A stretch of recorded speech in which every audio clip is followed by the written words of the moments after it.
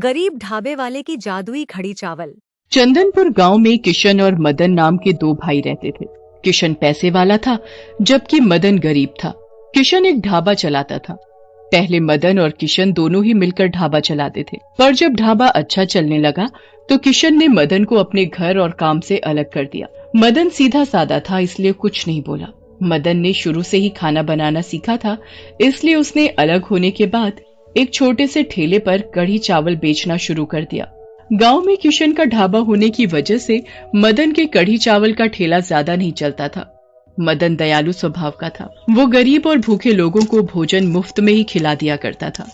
मदन की बेटी रूपा के पैर में चोट आ गई थी, जिस कारण वो ठीक से चल नहीं पाती थी और उसका इलाज शहर में ही हो सकता था, जिसके लिए मदन को 2 लाख रुपए की जरूरत थी।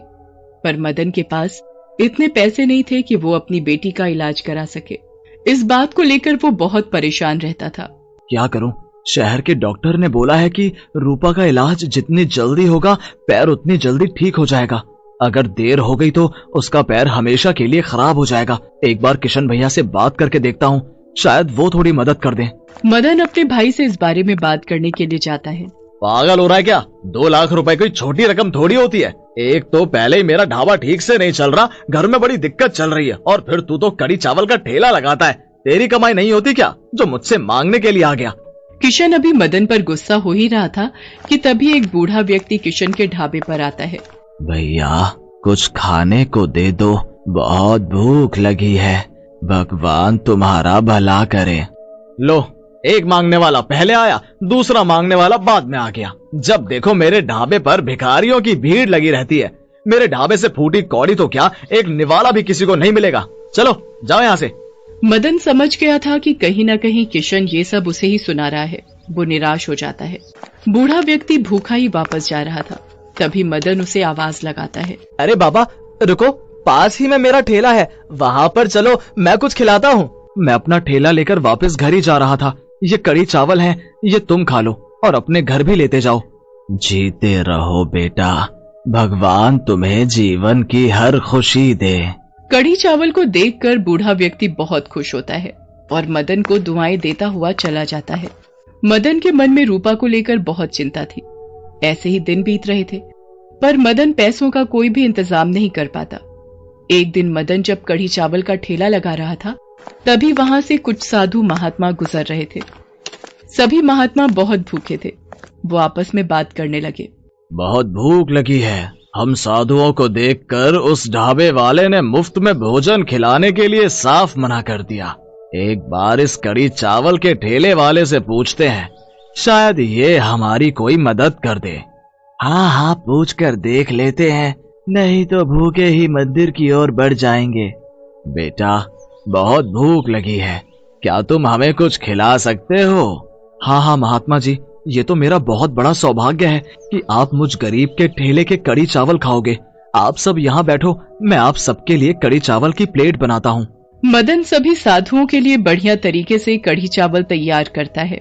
मदन के ठेले के कढ़ी चावल खाकर साधु महात्मा तृप्त हो जाते हैं। तुम सचमुच बहुत दयालु हो, पर तुम कहीं ना कहीं किसी शंका में हो। हमें अपना दुख कहो। मदन उन साधुओं को अपनी परेशानी बताता है। तुम्हें परेशान होने की कोई आवश्यकता नहीं है। हम तुम्हें एक ऐसा मंत्र बताते हैं जिसकी सहायता से तुम जब भी कढ़ी चावल बनाओगे तो वो दुगने हो जाएंगे और उनका स्वाद भी बहुत बढ़िया हो जाएगा। इससे तुम्हारी बिक्री शुरू हो जाएगी। तुम आराम से अपनी बेटी रूपा का इलाज शहर में करवा सकते हो। पर तुम्हें एक बात का हमेशा ध्यान रखना है, तुम्हें रोजाना अपने ठेले से 100 गरीब और लाचार लोगों को कढ़ी चावल मुफ्त में खिलाने होंगे। आपका बहुत बहुत शुक्रिया, मैं इस बात का ध्यान रखूंगा। उन साधु महात्माओं का दिया मंत्र पढ़कर उस दिन से मदन कढ़ी चावल बनाने लगा। मदन के कढ़ी चावल इतने स्वादिष्ट होते थे कि आसपास के सभी गांव और शहर के लोग भी उसके पास कढ़ी चावल खाने के लिए आते थे। मदन 100 गरीबों को भी अपने ठेले से रोजाना मुफ्त में कढ़ी चावल बांटता था। धीरे धीरे मदन की बिक्री बढ़ गई। अब उसके पास लोग भी ज्यादा आने लगे थे, इसलिए उसने धीरे धीरे कढ़ी चावल की एक बड़ी दुकान खोल ली। मदन के पास इतने पैसे जुड़ गए थे जिससे उसने अपनी बेटी रूपा के पैर का इलाज भी करवा लिया और वो फिर से चलने और स्कूल जाने लगी। बापू देखो, मैं फिर से चल सकती हूँ। बापू, मेरा पैर बिल्कुल ठीक हो गया। आज मैं सचमुच अपनी बच्ची के लिए बहुत खुश हूँ। उन साधु महात्माओं ने आपको वो मंत्र देकर हमारे जीवन के सारे दुख दूर कर दिए। हाँ जानकी, तुम बिल्कुल ठीक कह रही हो।